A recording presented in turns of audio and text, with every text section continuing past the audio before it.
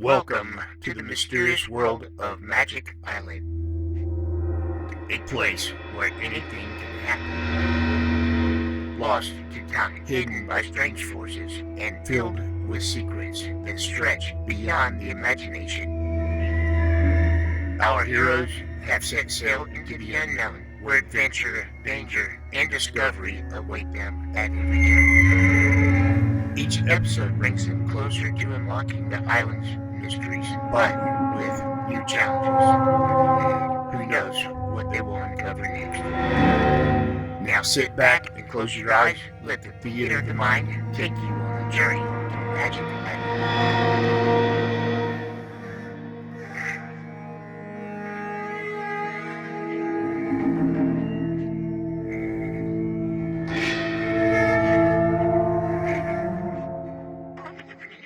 We last saw Jerry Hall, Joan Gregory, Captain Bradford, and Mrs. Gregory anchored in 1.5 miles of water where their stolen Euclidean submarine was apparently quite safe from immediate harm or Euclidean pursuit. Once more, however, the Gregory party has occasion to learn that no one is ever completely safe or free from Euclidia, the magic island. After several vain attempts, they received a message from Johnson, who is in Los Angeles. But Johnson's message was anything but cheerful. Something is threatening the captain's precious formula, and Johnson's message is interrupted by a strange voice. I am fully aware that you are listening, Captain Bradford. You will gain nothing by attempting to conceal your position. Your entire course is watched. I will give you 10 seconds to answer me. 10 seconds for the combination of the vault where your formula is kept. Think rapidly, Captain Bradford. You have only 10 seconds. Tex, will you answer him? Don't do it. He's bluffing. I think we may safely defy him. We'll risk it, and we won't answer him. But he's had 10 seconds. What can he do to us? We'll know in a couple of seconds. You have had your chance. Now you will never see your homes again, nor will you return to Euclidia. You will never leave the floor of the ocean where your submarine now lies. You have failed.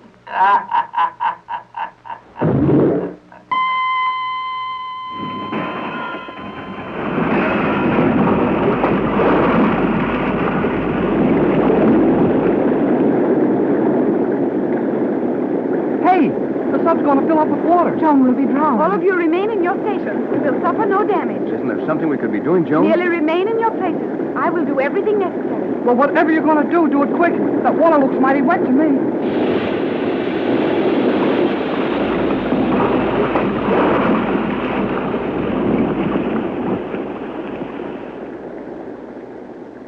We are now quite safe.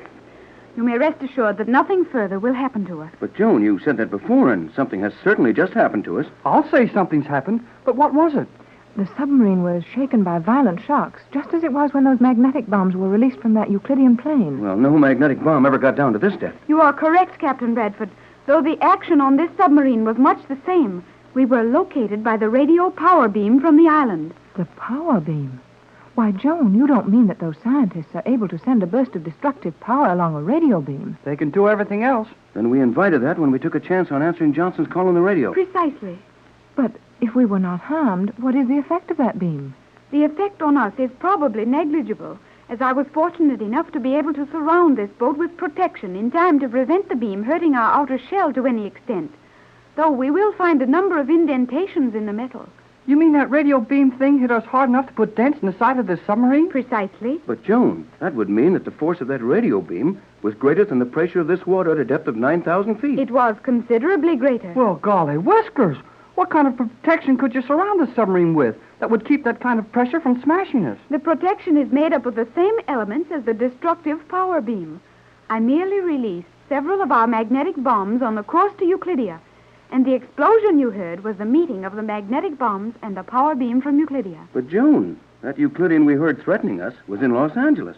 You say you interrupted that destructive beam coming from Euclidia? I don't understand that either. It should be quite obvious. Well, maybe it should be, but it isn't as far as I'm concerned. Does it not occur to you that an agent of Euclidia would hardly have the opportunity of setting up apparatus for the transmission of such a beam in the same room in which Johnson was working? The same room? Yes, Tex. Joan must be right. We heard Johnson's voice. Then he sounded as if he were in trouble. And then this other voice came over our set. It must have been our set. Undoubtedly. But where did that radio beam thing come from? From Euclidia. Oh, I'm beginning to see it, Joan. Euclidia was listening in on our two-way radio talk and getting our position logged accurately. Then when that Euclidean in Los Angeles finished his little speech, they turned on the beam from the island. That would be it, Captain Bradford. And now every scientist on that magic island knows exactly where we are. And I suppose they will start moving in on us from all directions. They will attempt to do that, of course. But we will reach Los Angeles in safety. But we're losing so much time. And Johnson may be in danger. No doubt about that, but we couldn't get there in time to help him anyway. That is true. Mr. Johnson will have to care for his own safety until we arrive. In the meantime, we may make ourselves comfortable. Comfortable. Swell place for it. Now, Joan, as you think our best move is to do nothing for a while, perhaps you take this time to give us a little explanation about that Euclidean fellow who managed to get so close to Johnson in Los Angeles. Yeah. Who is he? I am sure the voice we heard over Johnson's radio was that of Thales, chief electrical scientist on Euclidia. Another of those weird names derived from some ancient scientist, I suppose. To be sure. Thales bears his name in honor of the original Thales, philosopher of ancient Greece. Thales lived 2,600 years ago and was the founder of modern electrical research. I thought Benjamin Franklin and his kite discovered all that. I'm afraid Thales lived slightly before Franklin. Yes, quite a while.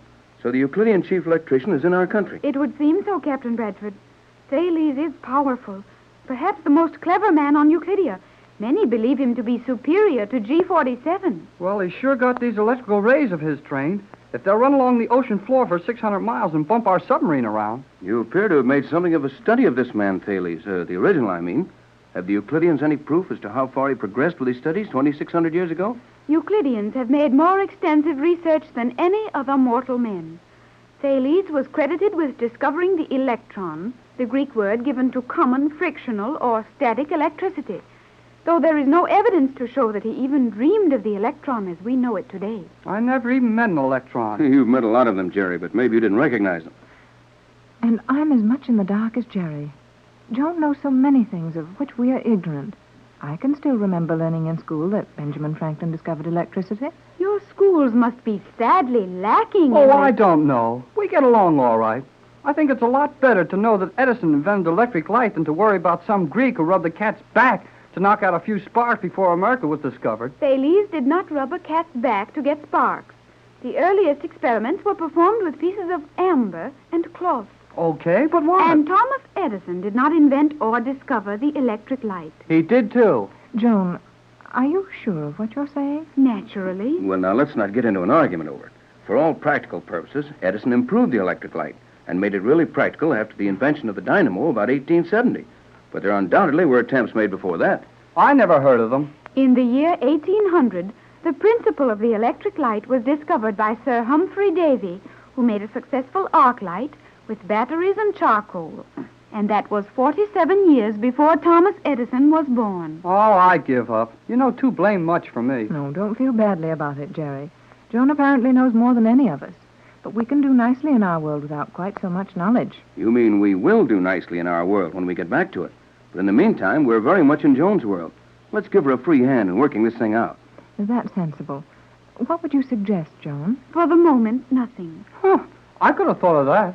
Nothing is easily thought of, but many people do not know how to do it well. You're certainly right there, Joan. And one of the worst faults we have is impatience. A great deal of patience will be needed before we are safely in California. Now, if you will all remain perfectly still, I will open the beam testing devices in the radio receiver one by one, and we may check Euclidean waves without danger. You mean you will be able to tell if they are still sending out radio impulses from the island? Precisely. And as it makes it very difficult to observe this with our transmission channel closed, you must all maintain absolute silence while I test the various beams. I'll keep quiet. We'll not make a sound until you give us permission, Joan. Go to it. Very well. Silence.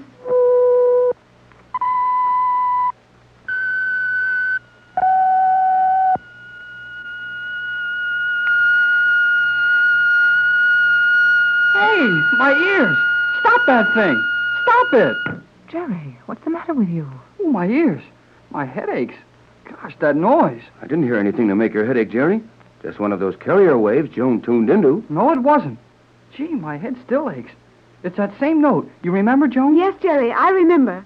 But you have forgotten. What did I forget? To remain silent. Now our position is definitely established on the island. Oh, Jerry, they heard you over the radio. Oh, yeah. I guess they did. How quickly did you shut off the microphone? Almost instantly. But Jerry's voice undoubtedly was registered at Euclidia, and probably with Thales on the mainland. Now they will know we have not moved since our last message. Oh, gee. I'm sure sorry. But I couldn't stand that one sound hammering in my ears. I don't understand about that, Jerry. I will explain it in a moment. First, I will refuel and get the submarine in motion. Our progress will be slow, but at least we may change our position a fraction of a minute in latitude.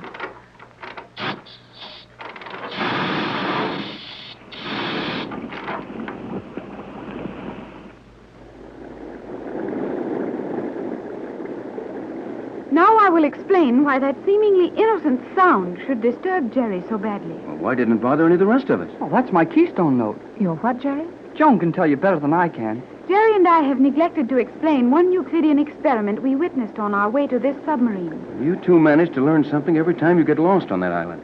All Pat and I saw was a bunch of doors that we couldn't manage. Well, we got mixed up in them, too. It was when we opened one of them that we heard the old deaf guy practicing music. A deaf man practicing music? I will explain it. We accidentally opened the door of the musical laboratory where Octavo was conducting his experiments. Was that his name, Octavo? For Octavius, who was credited with arranging the musical scale? Mother, you knew. Well, we have learned one or two things, Joan, but go ahead. Jerry and I stood in the doorway, observing the old man as he tapped on vessels containing varying levels of water, sounding a true note with each. At last, he struck the note to which Jerry's consciousness is tuned, and Jerry had a severe headache. Yeah, just like I had when that note came out of the radio. That is being done deliberately? Well, I'd say so. Same principle as a musical note wrecking a bridge, isn't it, Joan? Precisely. And while Jerry may be uncomfortable from the effects of his note, I think we have nothing to fear unless they discover the keystone note of this submarine. Joan, they might find a note which would destroy this boat. More than that, they are sure to find it. Our only hope is to reach Los Angeles before they succeed. And if we don't make it in time? Then a single note of music will end this voyage.